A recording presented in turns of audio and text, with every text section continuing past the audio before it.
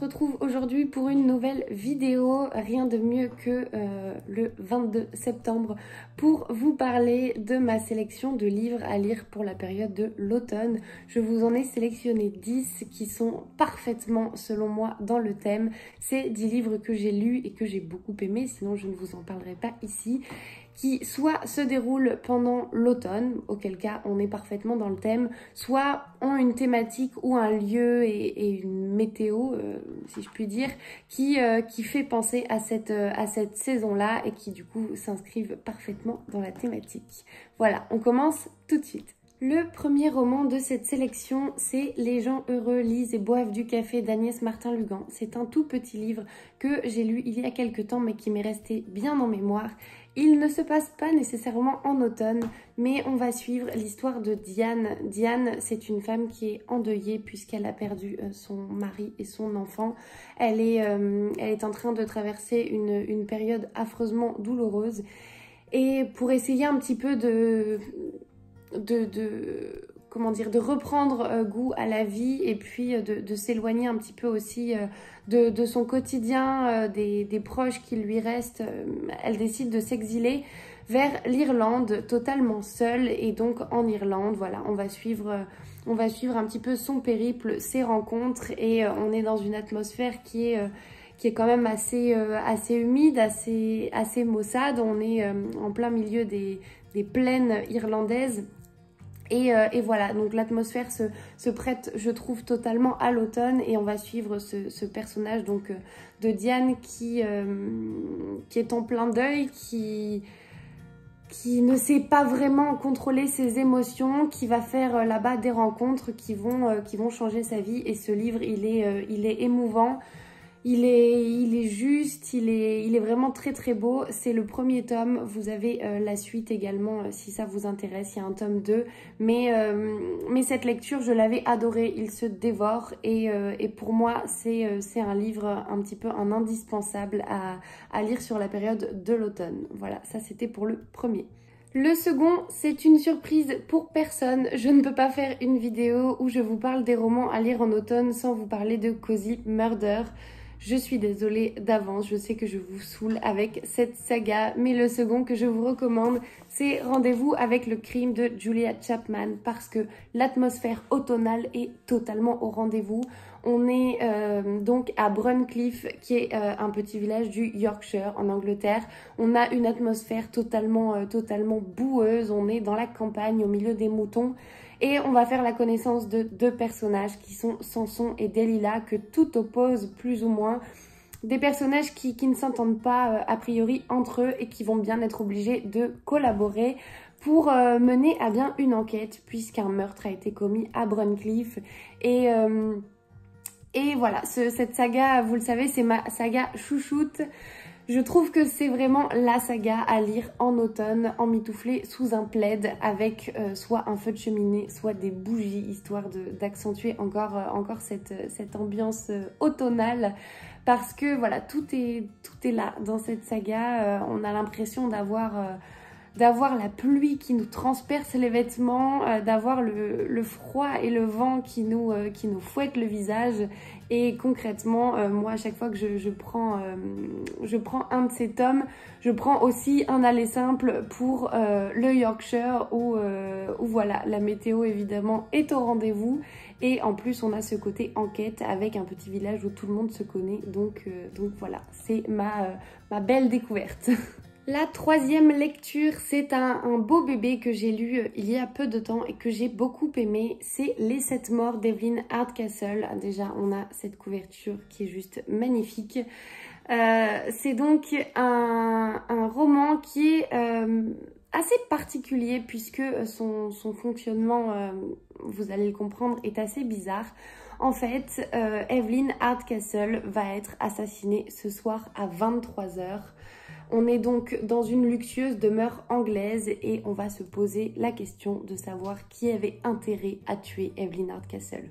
Et donc, on va suivre Aidan Bishop qui a quelques heures pour trouver l'identité de l'assassin et empêcher le meurtre. Tant qu'il n'est pas parvenu à ses fins, il est condamné à revivre sans cesse la même journée, celle de la mort d'Evelyn Hardcastle.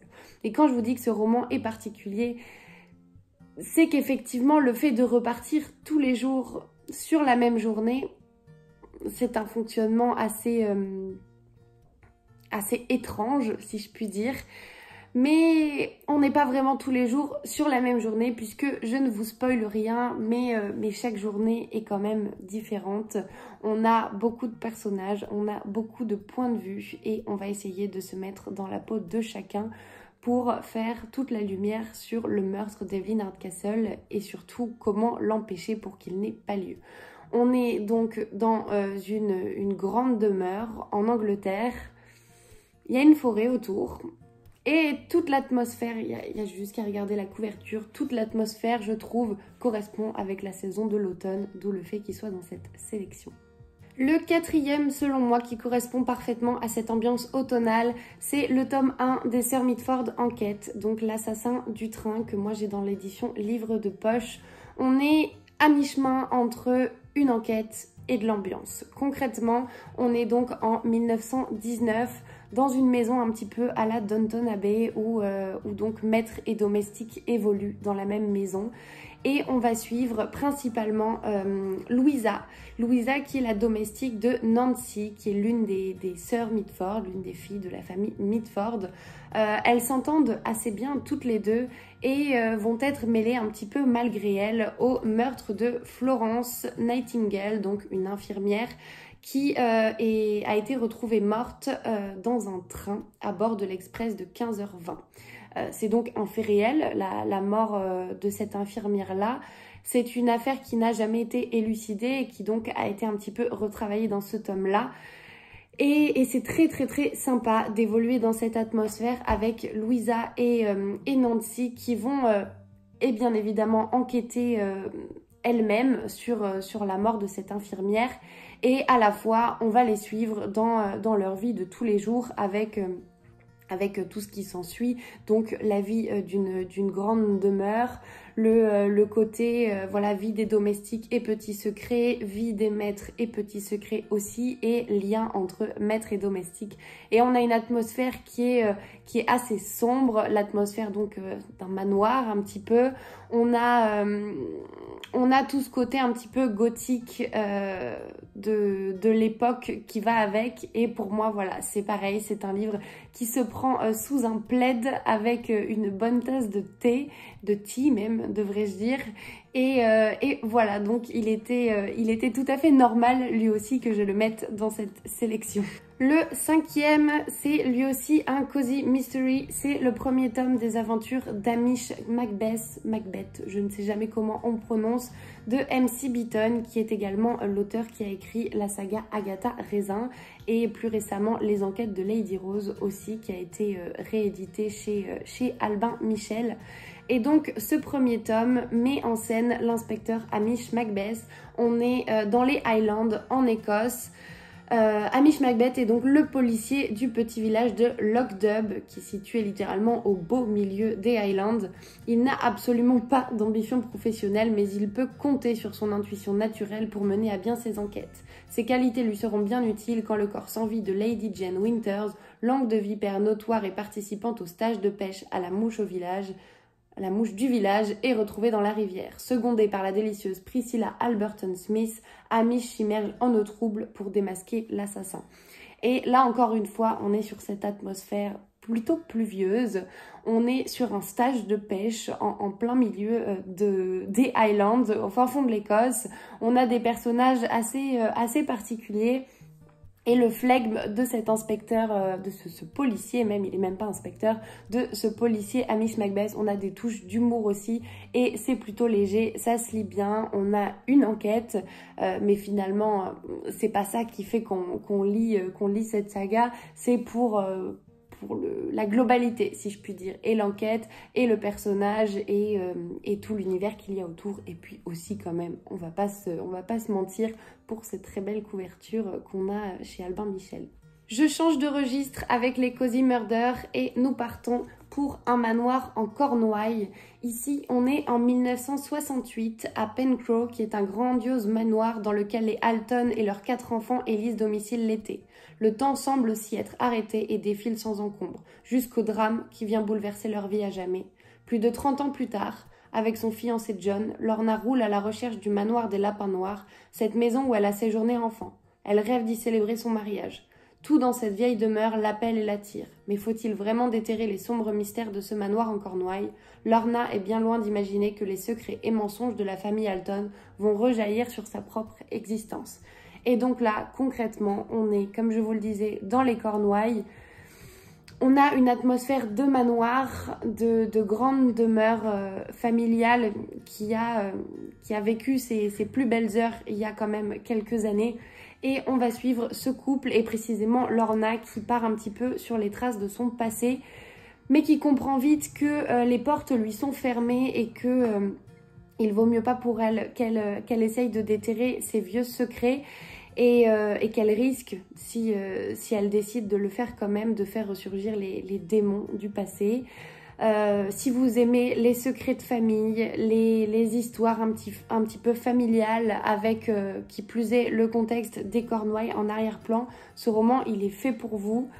Il y a pas mal de personnages, on a une alternance un petit peu passé-présent pour essayer de comprendre ce qu'il a pu se passer et pourquoi on en est là maintenant. Et c'est assez sympa de se plonger dans cette histoire en automne, en plus avec cette couverture plutôt de circonstances au niveau des couleurs. Le 7e, pour moi, il était inévitable, là aussi dans cette sélection, c'est La Villa aux étoffes d'Anne Jacobs, que j'ai donc aux éditions Charleston. C'est un roman qui a été un de mes coups de cœur de cette année, que j'ai vraiment dévoré et adoré. On est à Augsbourg en automne 1913. Marie quitte l'orphelinat pour entrer comme femme de cuisine dans la somptueuse villa des Melzer, une famille de riches industriels du textile. Tandis qu'elle tente de trouver sa place parmi les domestiques, à l'étage des maîtres, c'est l'ouverture de la saison des bals qui occupe tous les esprits. Car cette année, Katharina, la fille des Melzer, doit faire son entrée dans le monde. Seul Paul, l'héritier, semble étranger à cette agitation, déterminé à prendre ses distances avec sa famille jusqu'à sa rencontre avec Marie. Tout en l'aidant à percer le mystère de sa naissance, cette rencontre pourrait changer le destin de la jeune femme. Entre bals dispendieux et toilettes raffinées, amour impossible et secrets de famille, une saga historique poignante digne de Downton Abbey. Et c'est exactement ce qu'on ressent à la lecture de ce premier tome. Je n'avais pas la référence de Downton Abbey puisque je ne connaissais pas cette série, mais depuis je l'ai découverte et il y a clairement un parallèle entre les deux, c'est inévitable. Cette saga, moi comme je vous le dis, ça a été mon coup de cœur, un de mes coups de cœur de cette année. C'est plutôt contemplatif, effectivement, mais ce n'est pas lent, contrairement à ce dont on pourrait avoir peur. On va suivre donc la vie de ces domestiques, de ces maîtres dans la maison, leur cohabitation aussi à tous les deux. Et on va faire la connaissance de Marie. Marie qui est une jeune femme de cuisine qui vient d'arriver à la villa chez les Melzer. Et on va avoir pas mal de mystères autour de Marie. Marie qui est un petit peu en quête de son identité et qui va repartir sur les traces de ses parents. Et voilà, on va suivre ça. Je ne vous en dis pas plus, mais là aussi, on a du mystère. C'est une saga familiale, on a des secrets de famille et on a toute cette atmosphère qui est tellement typique pour moi de la saison automnale. On est voilà dans une grande villa, on a des toilettes, des robes, des vestes, des tenues incroyables. On s'imagine là aussi les décors de cette villa qui eux aussi ont l'air majestueux et voilà, somptueux, incroyables. Et l'univers est vraiment super et j'ai hâte de lire le tome 2 au mois de novembre et je vous en parlerai bien évidemment dans un vlog. Le 8e qui pour moi s'inscrit dans cette ambiance là aussi, c'est Les Dames de Marlowe Enquête de Robert Thorogood. C'est le premier tome et le seul d'ailleurs qui est sorti à ce jour. On est donc dans la petite ville de Marlow en Angleterre et on va suivre Judith Potts qui a 77 ans et qui est plutôt assez particulière. Elle se fiche un petit peu de ce qu'on pense d'elle. Elle vit sa vie et elle vit surtout la vie qui lui plaît. Elle boit un petit peu trop de whisky et se baigne toute nue dans la Tamise. Et alors, au pays des excentriques, elle est la reine. Un soir, elle entend, provenant de la maison de son voisin, un cri suivi d'un coup de feu. Elle en est sûre, un meurtre a été commis. Mais la police ne la croit pas d'énigme sans solution pour Judith Potts. La vieille Anglaise passionnée de mots croisés va se lancer dans l'enquête avec à ses côtés Bex, la femme du vicaire, et Suzy, la promeneuse de chiens et commère attitrée de Marlowe. Vous reprendrez bien un nuage de crime avec votre thé. Et ce Cozy Murder, c'est pareil, ça a été une de mes découvertes coup de cœur. Au-delà de cette couverture que je trouve magnifique, mais la couverture ne fait pas tout. On va suivre 3 personnages, 3 femmes qui sont assez incroyables et avec qui j'ai passé un très agréable moment. Pour moi, ce Cozy Murder, il remplit parfaitement tous les codes. On est en Angleterre, on a 3 personnages assez excentriques, on a de l'humour, mais on a surtout une enquête qui est, je trouve, très bien ficelée. On a beaucoup de rebondissements et voilà, on est sur un rythme, franchement, il se dévore, il se lit tout seul. L'atmosphère, c'est vraiment une atmosphère cosy, de tea time, bon, en l'occurrence un petit peu de whisky time aussi parce que elles sont plutôt portées sur la boisson, nos 3 dames. Mais voilà, on a tout qui est au rendez-vous par rapport aux critères du Cozy Murder. Donc celui-ci pour moi est parfait à lire en automne et même entre nous toute l'année. L'avant-dernier et donc le 9e de cette sélection, c'est clairement la lecture que je viens de terminer, qui est pour moi la plus automnale et par sa couverture et par son thème. C'est Les sorcières de Pendle de Stacey Holz, qui est paru donc aux éditions Michel Lafon. Ce roman va nous permettre donc de suivre 2 femmes, Fleetwood et Alice. Fleetwood en fait est une jeune femme de 17 ans qui est enceinte pour la 4e fois. Le problème c'est que c'est donc certes sa 4e grossesse, mais avant cette 4e grossesse, elle a déjà fait 3 fausses couches. Elle n'a jamais réussi à donner naissance à un enfant en vie, tout simplement, et c'est un problème de taille puisque donc on est en 1612 et que Fleetwood doit absolument donner un héritier mâle, je suppose, et puis même je pense tout court un héritier à son mari, puisque donc c'est une famille de nobles et forcément s'ensuivent des contraintes et notamment celle-ci. Donc Fleetwood est sur sa 4e grossesse. Je suis désolée, il y a des enfants qui crient. Fleetwood est sur sa 4e grossesse et elle souffre énormément. Elle a beaucoup de symptômes. Elle a une grossesse assez douloureuse. Elle perd ses cheveux. Elle est un peu dans un état dépressif, relativement mélancolique. C'est même plus que de la mélancolie, c'est vraiment de la tristesse. Et elle va faire la connaissance d'Alice. Alice qui est une sorte de guérisseuse, sage-femme qui utilise les plantes. Et toutes deux donc vont faire une sorte de pacte où Fleetwood va embaucher Alice pour l'aider pendant sa grossesse, l'aider à mener à bien cette fin de grossesse. Et voilà, je vous le cache pas, l'alliance va plutôt bien prendre entre ces 2 personnes. Et puis tout simplement Alice est compétente et Fleetwood ne peut plus se passer de ses services. Sauf que au même moment un procès pour sorcellerie éclate à Pendle et Alice va être accusée de sorcellerie. Et donc Fleetwood va se lancer dans une croisade pour essayer de sauver son amie Alice. Et cette histoire est tout bonnement incroyable. On va suivre ces deux portraits de femmes assez fortes, très différentes, mais fortes malgré les différentes épreuves auxquelles elles ont été confrontées. On est à une période qui n'était pas nécessairement très glorieuse pour les femmes. Et malgré ça, elles se battent. Et voilà, ce roman, il est parfait. En plus, on traite un petit peu de sorcières, de sorcellerie, de guérisseuse, ce qui est quand même assez parlant sur cette période automnale. Et puis voilà, et puis cette couverture, je crois, clôture toutes mes paroles. Et enfin, le dernier qui porte très bien son nom, même si nous sommes encore en septembre, c'est un thriller et c'est Octobre de Soren Sveistrup, je ne sais jamais comment on prononce, je vous laisse lire de vous-même. Donc dans ce thriller que j'avais adoré et dévoré, on est début octobre dans la banlieue de Copenhague et la police découvre le cadavre d'une femme amputée d'une main. À côté du corps, un petit bonhomme fabriqué à partir de marrons et d'allumettes.